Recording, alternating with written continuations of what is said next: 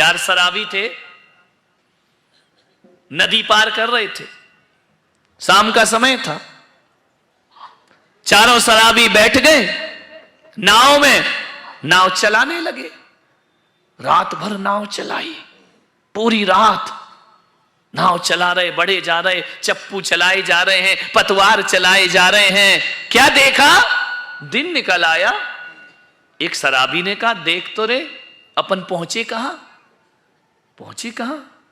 वो नाव से उतरा, उसने देखा, बड़ी जोर से हंसा। 3 शराबियों ने कहा, पागल हंस क्यों रहा है।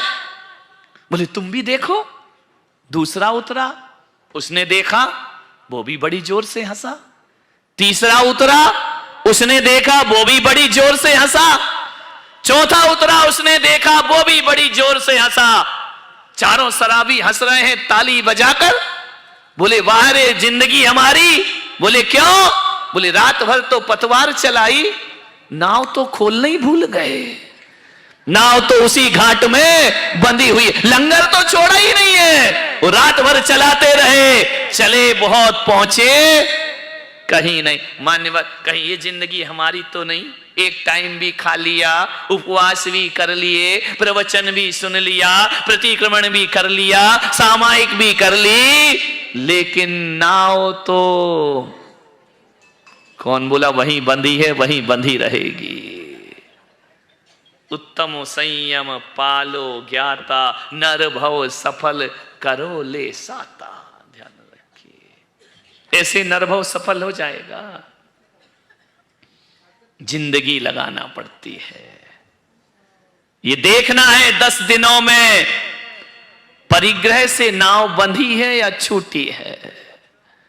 ये देखना है 10 दिनों में हमारी स्वभाव की नाव बंधी है या छूटी है, परिवर्तित हुई है। पापों से नाव वैसी की वैसी बंधी है या छूट गई है।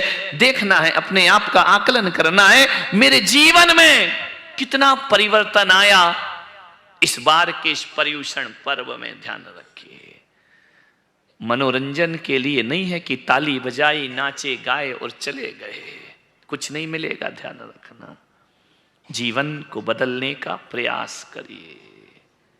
संयम का दिन है, नियम से बंधना है, जीवन को संयमित बनाना है। नियम से बंधने में बड़ा कष्ट होता है। लगता है कि महाराज हम चाहते तो मुक्ति है और आप भी बांध रहे हो, रात में मत खाओ, आलू नहीं खाओ, प्याज नहीं खाओ, बाजार का नहीं खाओ, दिन में रात में पानी मत पियो। आप बंधन में क्यों बांधते हैं।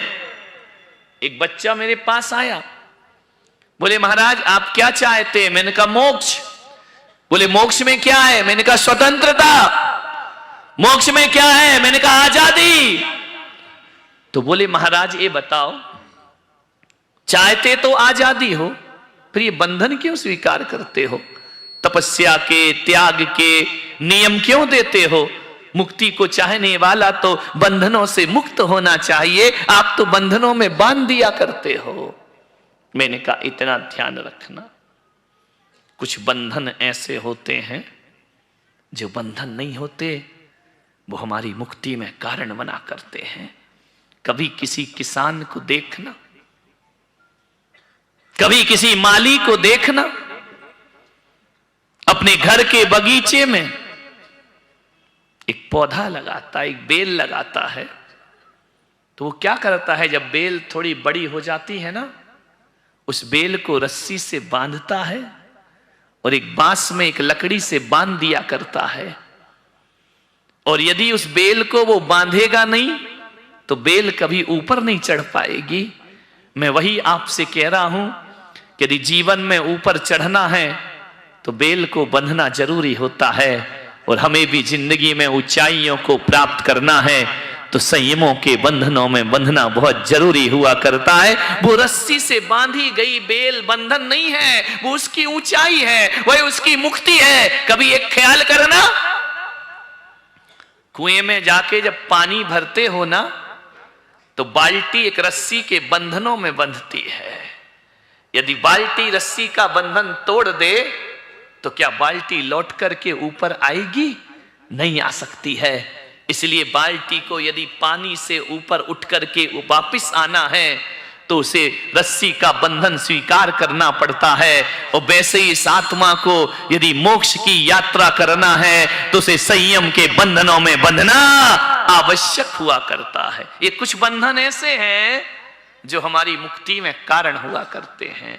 नदी बहती है दो तटों के बंधनों में, यदि वह तट का बंधन तोड़ दे तो नदी जो जीवन देती है वो जीवन लेने का काम किया करती है। फिर वो नदी सागर में नहीं मिला करती है, वह बहक जाती है अपने लक्ष्य से।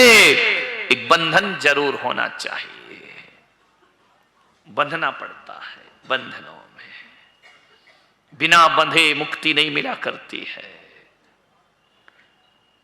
बोले नियम क्यों देते हो आप? एक बात बताओ, बिना नियम के कुछ होता है क्या? बोलिए, जोर से बोलो। तो फिर लेते क्यों नहीं हो?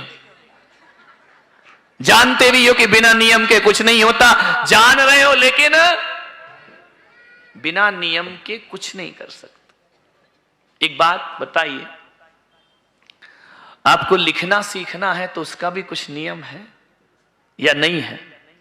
पढ़ना सीखना है उसके भी कोई नियम है? खेलना सीखना है, खेलने के भी नियम हुआ करते हैं। भोजन बनाना सीखना है तो भोजन बनाने का भी कोई नियम हुआ करता है। बिना नियम के तो आदमी भोजन भी नहीं बना सकता है। आप विचार करिए, एक मकान बनाना है तो उसके भी कुछ नियम हुआ करते हैं। एक फर्नीचर लगाना है तो उसके भी कुछ नियम हुआ करते हैं। रुपया पैसा कमाना है उसके भी कुछ नियम हुआ करते हैं। अरे दुकान समय पे खोलना और समय पे बंद करना, ये भी दुकान का एक नियम हुआ करता है। व्यापार में कितना मार्जिन लेना, ये भी उसका नियम। बिना नियम के तो दुकान नहीं चलती मेरे भाई। यदि आप दुकान खोलने का समय है और दुकान बंद करने का समय है, वो समय पर नहीं खोलोगे, समय पर बंद नहीं करोगे तो दुकान को चौपट होने में ज्यादा देर नहीं लगा।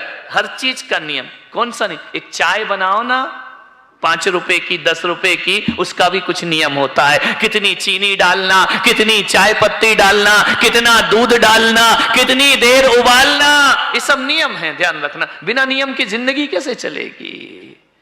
जब सांसारिक कामों में नियम की जरूरत पड़ती है तो मोक्ष पाने के लिए तो संयम और नियम की आवश्यकता बहुत पड़ा करती है। बिना नियम के कुछ। एक आदमी बोले, महाराज जिसको करना है करे, जबरदस्ती क्यों कराते हो? जबरदस्ती मंदिर जाने का नियम लो, अभिषेक का नियम लो, महाराज को आहार का नियम लो, ये जबरदस्ती आप लोग क्यों करते हो? एक महालक्ष्मी लॉन्च में आया था एक आदमी मेरे पास, उसने मुझसे पूछा, ये महाराज लोग जबरदस्ती नियम क्यों दिलाते हैं? मैंने इतने ही कहा कि बेटा जब तू बहुत छोटा था ना तो तू स्कूल जाना नहीं चाहता था, माँ बाप ने जबरदस्ती स्कूल भेजा था या नहीं भेजा था? तू तो जाता ही नहीं था कि मम्मी मैं स्कूल नहीं जाऊंगा, मम्मी ने चॉकलेट की लालच दी, कभी मार का डर दिखाया, जबरदस्ती तुझे स्कूल भेजा। अरे कुछ चीजें ऐसी होती हैं जो जबरन आदमी से कराना पड़ती हैं, यदि करेगा नहीं तो वो अपने जीवन की उन्नति नहीं। सासू डांट डांट के तो सिखाती है ना, ऐसा कर, बड़ों से कैसे बोलते हैं, छोटों से कैसे, क्या मम्मी तुम बोलती रहती हो? उसका बोलना तुम्हारे जीवन का उत्थान हुआ करता है, ध्यान रखना।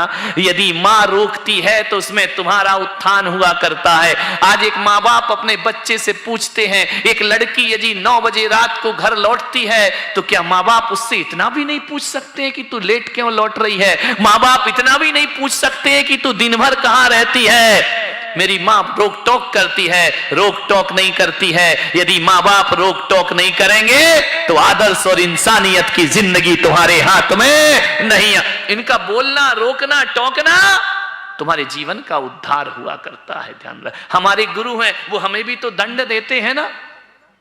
हम मुनियों से गलती हो जाए, गुरु प्रायश्चित दिया करते हैं, गुरु दंड दिया करते हैं। हम मुनि हैं, कोई नियम तोड़ेंगे तो आचार्य हम पर अंकुश रखा करते हैं, ध्यान रखिए। यदि हम उनके अंकुश को स्वीकार ना करें, उनकी डांट को स्वीकार ना करें, उनके प्रायश्चित को स्वीकार ना करें तो ध्यान रखना, आप मुनि तो बन सकते हैं लेकिन भगवान बनने में आपको भी बहुत ज्यादा वक्त लगे। भगवान नहीं बन सकते हैं, ध्यान रखिए।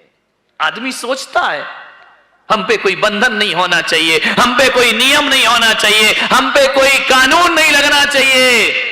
कानून नहीं होंगे, नियम नहीं होंगे तो जीवन का लक्ष्य कैसे प्राप्त होगा? मैंने बताया था ना कि एक लड़की ने मुझसे कहा कि महाराज मेरी मां मुझ पे बहुत अंकुश लगाती है, भैया पे नहीं लगाती। वो 10 बजे भी आए तो कुछ नहीं बोलती है, वो कैसे भी कपड़े पहने कुछ नहीं बोलती। मैं कपड़े पहनूं तो फिर टोंक लगती है, ऐसे क्यों पहनती है, कहां जाती है, किससे मिलने जा रही है। मैं सहेली के घर भी जाऊं तो मुझ पे बहुत निगरानी रखी जाती है। और भैया यदि कहीं भी घूमता रहे उसको कोई कुछ नहीं बोलता है। मेरे माँ बाप अच्छे नहीं हैं महाराज। मैंने बताया था कि तेरे माँ बाप बहुत अच्छे हैं, ध्यान रखना। बोले कैसे अच्छे हैं? मैंने कहा ध्यान रख, लड़की और लड़का। बोले इतना भेदभाव क्यों होता है हमारे परिवार में? मैं कुछ भी करूं तो मुझ पर पाबंदियां लगती हैं, मुझ पर रूल्स बनाए जाते हैं, भैया पे कोई रूल्स नहीं बनता है। मैंने इतने ही कहा था कि बाजार जब जाते हो तो कुछ लोग सब्जी भाजी लेकर आते हैं, कुछ लोग हीरा मोती लेकर आते हैं। एक बात बताओ, जब हीरा मोती लेकर बाजार से आते हो तो हीरे मोती को कहाँ रखते हो? तो बोले तिजोरी में रखते हैं। तिजोरी के अंदर भी लॉकर होता है, लॉकर के अंदर भी एक डिब्बी हुआ करती है, उस डिब्बी में रख के लाल कपड़े से बांध दिया जाता है। और इनका सब्जी भाजी कहाँ रखते हो? बोले वो तो बाहर पड़ी रहती है, टेबलों में रखी रहती है, अलमारी में रखी रहती है, एक टोकरी में रखी रहती है। मैंने कहा एक बात याद रख बेटा, जो हीरा होता है उसकी सुरक्षा की जाती है, जो सब्जी भाजी होते हैं कहीं भी पड़े रहते हैं।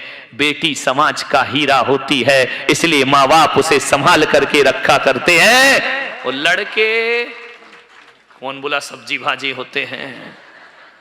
ध्यान रखिए, जितनी पाबंदी तुम उतने कीमती हो, ध्यान रखना। 2 कौड़ी की चीजों पे कौन पाबंदी लगाएगा?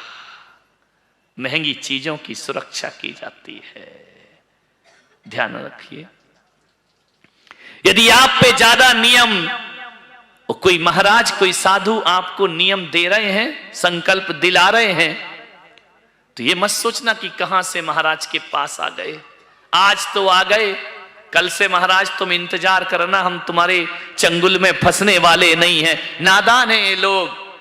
यदि किसी साधु ने कोई नियम दिला दिया, साधु सभी को नियम नहीं दिलाते।